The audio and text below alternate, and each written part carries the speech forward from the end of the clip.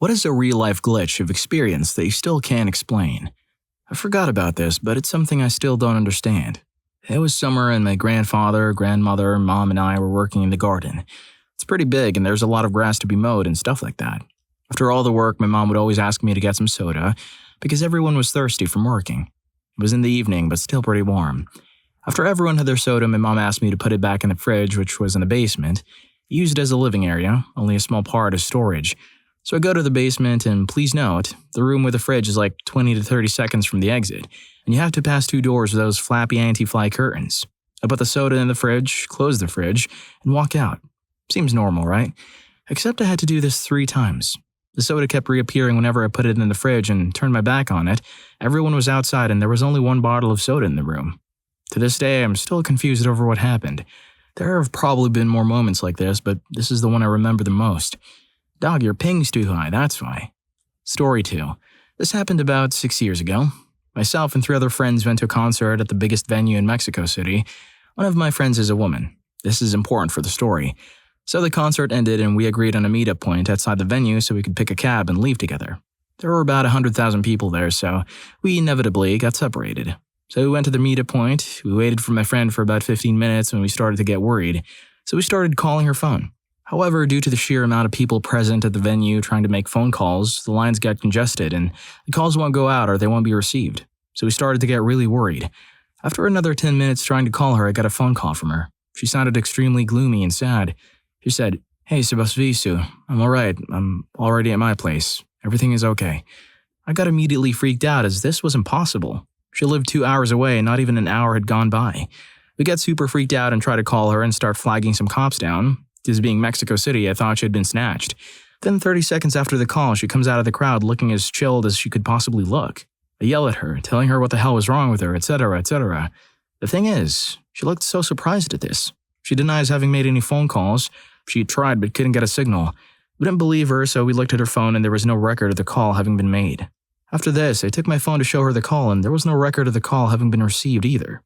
To this day, I have no idea what happened, because the voice on the other end of the phone was hers, and she knew details about me and my name. Story 3. When I was young, maybe 7, after my mom got a divorce from my dad, we lived in this creepy apartment. I think kids have a sense about creepy stuff, and I think I knew from the start that something was off about this apartment. Little backstory, and probably part of why it always creeped me out. My mom got a really good deal on it because she agreed to fix it up a little. Nothing crazy, just basically cleaning out the stuff the old tenant had left and slapping some fresh paint on the walls. The previous tenant had vanished one day. The owner said that rent time came and went and the tenant never paid, so after calling numerous times, they finally went into the apartment and the tenant was gone. They left all of their stuff. So the way this apartment was set up, when you entered the front door, a stairway was immediately to your left, a door to a bedroom immediately to your right, and then straight ahead was a hallway with an open living room and kitchen at the end. So if you're standing in the doorway, you can see into the bedroom, up the stairs, and into the living room. Once you enter the living room, you can see the full kitchen. One day I was playing a computer game in the downstairs bedroom and started to get hungry. I walked out of the bedroom, calling for my mom as I walked down the hallway. No answer. When I rounded the corner into the kitchen, she wasn't there. I went back down the hallway and started up the stairs, but as I was about halfway up, I felt a really creepy feeling and decided to go back down the stairs, all the while still calling for her. At the bottom of the stairs, I opened the front door and called for her with no response.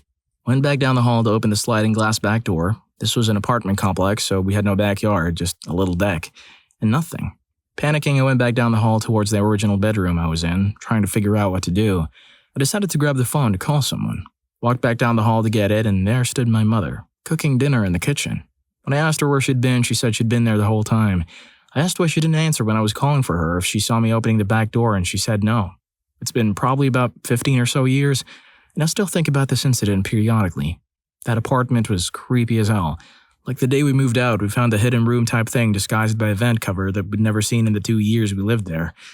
I had recurring nightmares of the same man, and there were a few times our front door either wouldn't lock or we'd get up in the morning to it standing open. So glad we didn't live there for longer than we had to. Plot twist. The tenant is still there, but you just don't know where he's hidden. Story 4. So just a few important points of note here to set the stage for what is to come. I used to love just sitting on a swing in my backyard at night and listening to music. It was and still is really very cathartic because I live basically right on the edge of a fairly large and densely wooded area. Also, my best friend B lived 2 houses down from me and went running every single night.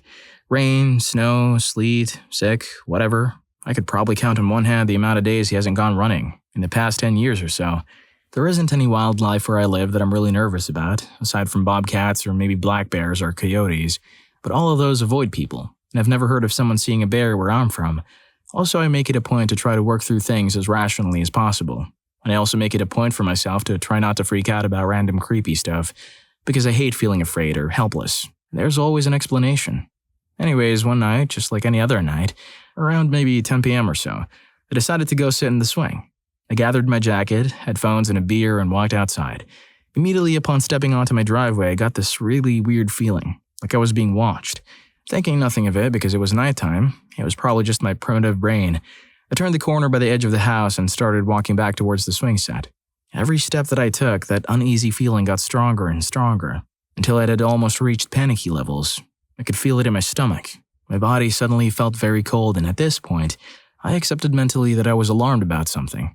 However, I still rationalized it as my primitive brain just doing its job.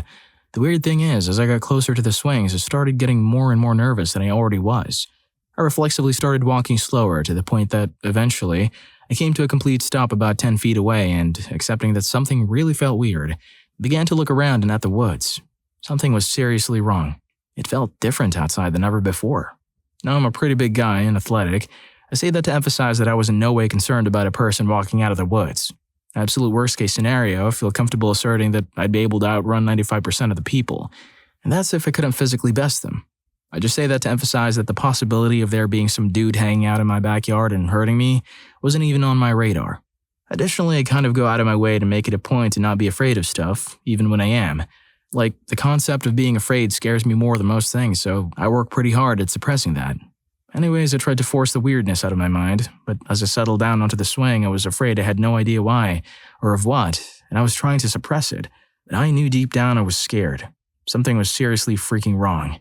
Now usually I'll swing for like an hour or so, maybe going through like 20 to 25 songs, and obviously I jam out so I turn the volume all the way up, and I just kind of zone out and daydream. So I swung through one song, pausing the music every once in a while to listen to the night, which I never do. I literally got through one song, stop and go, and the feeling just kept getting stronger. It wasn't the normal hair standing up on the back of your neck scared. It literally felt like there was this overwhelming malicious presence that was just heavy in the air. I swear I could almost feel it just pressing down on me, from all around. It felt hateful, and I never use this word because I think it's been cheapened by religious fanatics, but it was evil. There's no way around it. Something bad, really bad, was there. Something was really, really wrong. So I got up and turned to swing facing the woods, which I never used to do, because my friend B would sneak up on me from the front yard sometimes if I did that. I got through maybe half of the next song, and somehow this feeling had continued to get stronger. It felt urgent.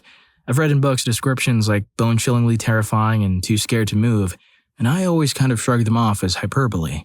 I certainly had never experienced anything even close to that, until that night. I was terrified, and I feel like I can't emphasize that enough. I couldn't see anything bad out there. I couldn't hear anything, smell anything, but I was completely and utterly horrified beyond all rationality, like almost on the brink of tears. I don't know why, and I couldn't rationalize it, so I tried to just go on with what I was doing like nothing was up.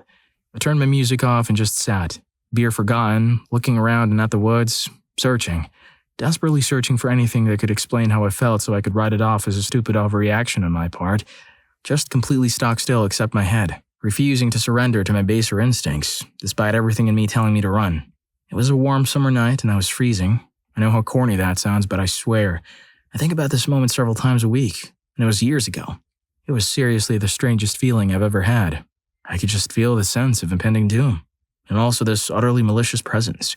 It was like a panic attack, mixed with that stomach-dropping feeling when you know something bad happened but you don't know what, mixed with then you hear something in the house that you know had to be a person, but your family hadn't said anything about coming to the house that night. It was all of those feelings combined, and with a feeling that you're being watched and that feeling you get when you know someone doesn't like you but you don't know why. I literally couldn't take it anymore. Physically, I just couldn't take it. I could barely breathe. I was such a mess. I jumped off the swing and sprinted back inside, closed and locked the door, checked all the doors and windows, closed all the curtains, turned on the lights, and surrounded myself with an arsenal of melee weapons. In the middle of the living room. I could still feel it, but it slowly faded. I didn't sleep that night, which never happens to me. I can pass out almost at a whim. but I was too high-strung to sleep or eat or even leave the couch. I just sat. No TV, no books, just sat, thinking about what the heck just happened. The next morning, I saw my friend B out by his car, so I walked over and started telling him about it because I was so confused and pretty deeply disturbed by the experience. So as I'm telling him, he held up a hand and said, hold on, stop right there. Come with me." So we went to his house and walked up to his little sister S. He said, "Hey S, what did I say last night when I came in from running? Why didn't I go running last night?" And she looked at us weird and said something to the effect of, "You felt like something was out there and you didn't feel safe." She said that, completely unaware of what I'd been saying.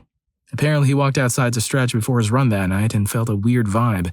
As he walked to the end of his driveway, it got stronger and he started getting nervous. He started running and stopped after a few feet, turned his music off and scanned the woods. Then he started running again, got to my driveway and was so scared, uncomfortable, and freaked out that he just decided to call it quits for the night. He never does that. When we were talking about it the next day after talking to his sister, he said that he literally felt like a prey animal being stalked by something evil. It was exactly, almost to the T, how I'd felt. Everyone always kind of laughs it off when we tell them that story or thinks we somehow colluded and matched our stories up, but he specifically took me in to talk to us before I spoke, so that I'd know there was no BS. I have absolutely no idea what it was, and it hasn't happened again since. That was like 3-4 years ago. Anyways, now I only swing facing the woods. I carry a bat down there with me, even though I don't feel like I need it. But just in case.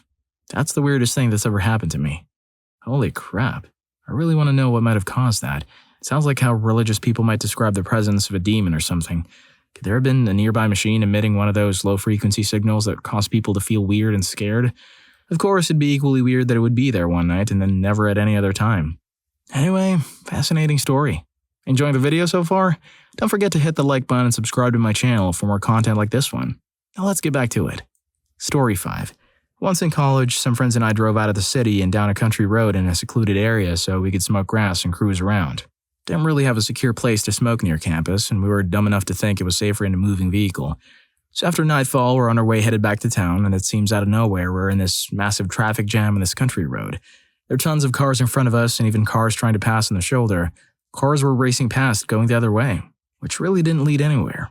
There just seemed to be a kind of pandemonium like we were driving around a sports stadium after a game. There were no lights from a police car or fire truck, no evidence of a crash, nothing. We were literally screaming because it was so weird. It all came out of nowhere. It was a 2-lane road that didn't lead to anywhere, yet there were tons of cars jammed up, and it just seemed like all the cars were gone. The traffic lit up and we were cruising along again. But I don't remember seeing cars in front of us or behind anymore. It was like we were alone on the road. We lost it and couldn't stop talking about it for like a week. I'd like to say it was a glitch, but it's probably because we were smoking some good stuff. Story 6. My roommate came home from work once and saw me walk out of my room. Here's the sequence of events. Roommate went to work at 4 p.m. One of my friends drove me to the airport at 8 p.m. so I could catch my midnight flight to Japan. Roommate returns home from work at 11 p.m.-ish, makes dinner, and starts making music on his computer. At 12:05 a.m., my flight takes off and I'm airborne. I take my sleeping pills and fall asleep on the plane at around 1 to 1:30 a.m. Here's where it gets weird. At 1 a.m.-ish, my roommate hears me come home. Obviously, he freaked out because he thought my flight got canceled, so he came out to ask what was up. He actually sees me in the living room, but for some reason, my face is facing away from him the entire time as he tries to talk to me. I allegedly rushed over to my desk and sat down on my laptop before disappearing into the couch and laughing at him in my disembodied voice. He told me about it on Skype when I landed in Japan, which freaked me the hell out and made me not want to return home. I still can't think of a rational explanation, as my friend was completely straight edge and never even drank alcohol. Maybe an out-of-body experience? When the quote-unquote entity hides their face, I think it really adds a creep factor. Story 7. I had a bad childhood. One time in middle school, I had a friend over, a very rare occurrence for me. My friend and I were about to enter the house and go up to my room. Now the door we were going through connected to the laundry room, which has the washer or dryer like right in front of the door. So if you're doing laundry, sometimes the door will hit you. I had a premonition. Nothing else to call it. I put my hand on the door handle on a premonition of the exact words and way my stepmother would scream at me the moment I opened the door. I turned to my friend and said, "When I open this door, my mom will be there and she will be very upset." He looked super confused, but sure enough, I opened the door and she yelled and screamed at me exactly the way I saw, and then we both ran up to my room. I don't believe in the supernatural, religion, the occult, ghosts, or anything like that at all. But anytime I start to get 100% atheistic neckbeard in my own head, I remember that and it makes me think it's not bulletproof because she had yelled at me for that several times, but I'll never forget the absolute certainty I had at that moment of what exactly was about to happen. I've never been more certain of anything in my life since. Weirded my friend out too. Story 8. I used to have these very vivid dreams that were all part of an overall story. It took place in an alternate universe with magic and demons and stuff. Myself and some friends, these people weren't real, mind you, were freedom fighters in the war. The dreams were never in order and I wrote them down after waking up, figuring out where they're placed in the timeline by taking note of particular details. For instance, in some of the dreams I was always alone and I was incredibly powerful. In others, I was pretty much just an average kid and had all those friends around me as we snuck around trying to rescue POWs. One night I had a particularly dark dream where one of my friends, his name was Luke, was sitting on a rooftop threatening to jump. I went up there and tried to talk him out of it and we ended up having a long conversation about how he couldn't see the point in fighting anymore, now that she's gone. So this was pretty surprising. The she that was being referred to was his girlfriend Maddie. In the later dreams in the timeline, she was never there, so this sort of explained why she disappeared from the dreams. That was during the Christmas break in 2009. When school started in 2010, I met Maddie for the first time when she started at my school.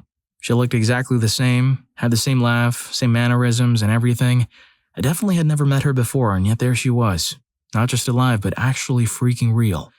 Damn, kinda wanna write this down and make a novel about this. Well, if you like these stories, here's more. YouTube thinks you're gonna love this. Catch you in that video.